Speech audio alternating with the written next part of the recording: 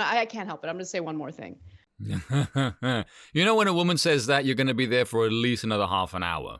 Um, you guys understand, right? What the prevalence of violent crime does to a voter's state of mind, especially when these elections come up. You mean when there is rampant crime, virtually every Democratic city is on fire, all major crimes rising, and you have woke DAs that refuse to prosecute any criminals? I wouldn't classify being fed up with the state's utopian fantasies as they burn through tax dollars with the pace of America around on fire quite as a state of mind, but you do you, boo-boo. Just something to keep in mind as huge portions of the left continue to completely minimize the reality of violent crime. How many of you think the left is delusional on a little bit more than just violent crime? I imagine it's all of you. In America, it puts us at a disadvantage if we pretend like it's not happening. Why would you start now? You've literally ignored every other problem. As a matter of fact, you've chosen to flat out ignore the giant elephant in the room that is every problem you have, you've in fact made yourself. We have to address it, and we have to address it in a robust way that ensures that we direct the country in the area, in the place that we want it to go when it comes to criminal justice reform. Otherwise, if all citizens get from the left is messaging that minimizes the reality and no real solutions, well, then they're going to look to the right wing, which I don't want, when it comes to everything, literally everything. Everything you do is a catastrophic failure.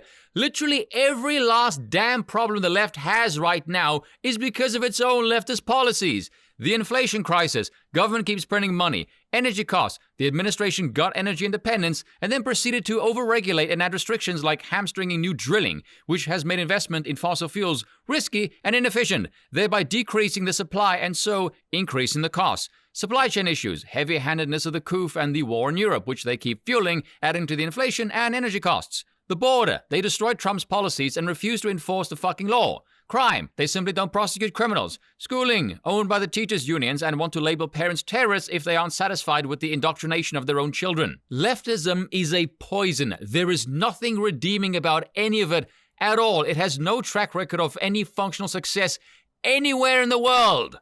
Whenever I hear someone say, "Oh, they're centrist," that just means you're an idiot. Look at the world. Look at the rise of nationalism all across the entire globe.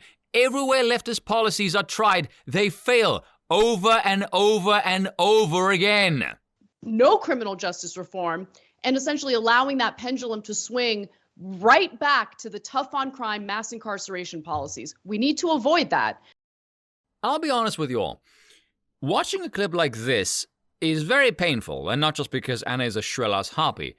A few lefties have this habit of being somewhat competent at identifying a problem, but because they see every problem as a means to grab more power, their solution is akin to veering off wildly into a petrol-soaked ditch while trying to set the world record for most cigarettes smoked at once. So listen here, you overdramatic munchkin. You need to prosecute people for crimes committed, for heaven's sakes. Your criminal justice reform does not work. You know what's justice? Putting criminals in jail.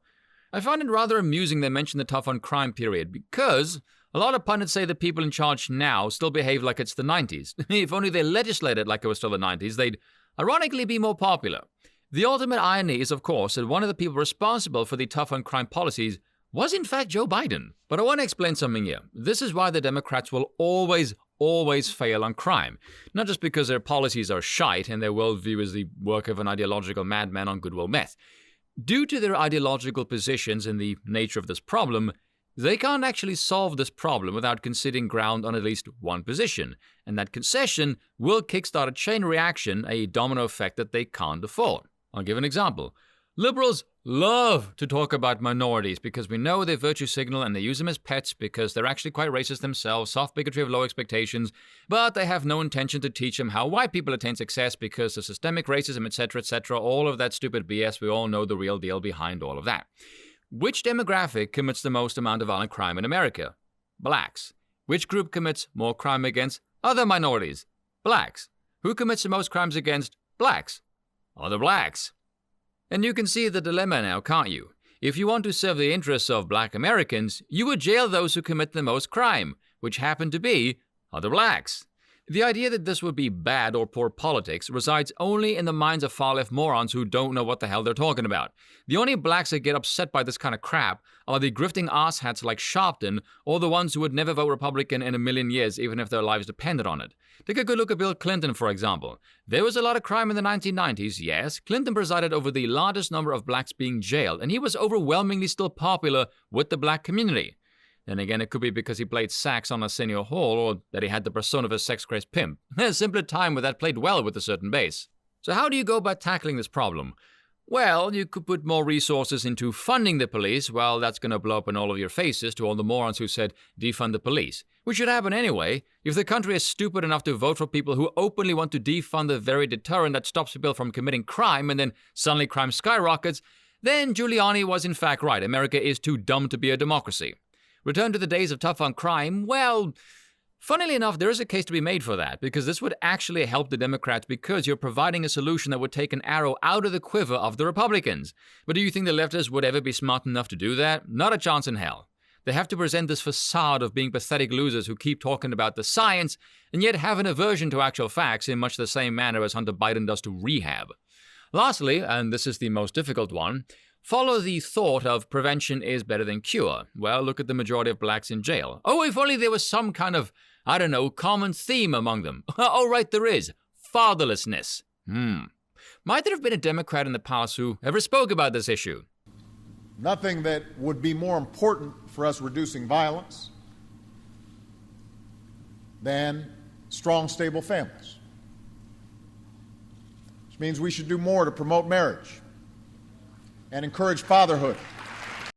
My God, promoting marriage, what a traditional patriarchal institution. So anti-feminist of you, Obama. What a piss-poor progressive you are. But come 2016, how did he actually do? Poverty is up, net worth is down. The so-called wealth gap between a white household and a black household hasn't been this wide in 25 years. The labor force participation rate, the percentage of black men looking for a job or working, hasn't been this low since they've been keeping the number. Obama has not delivered on the primary reason that blacks voted for him.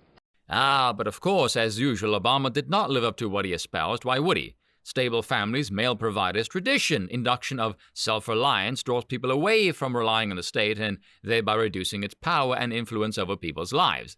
This is why they can't concede any ground on this issue, because prevention of crime via strong family structure will kickstart the aforementioned domino effect and lead people to become more conservative.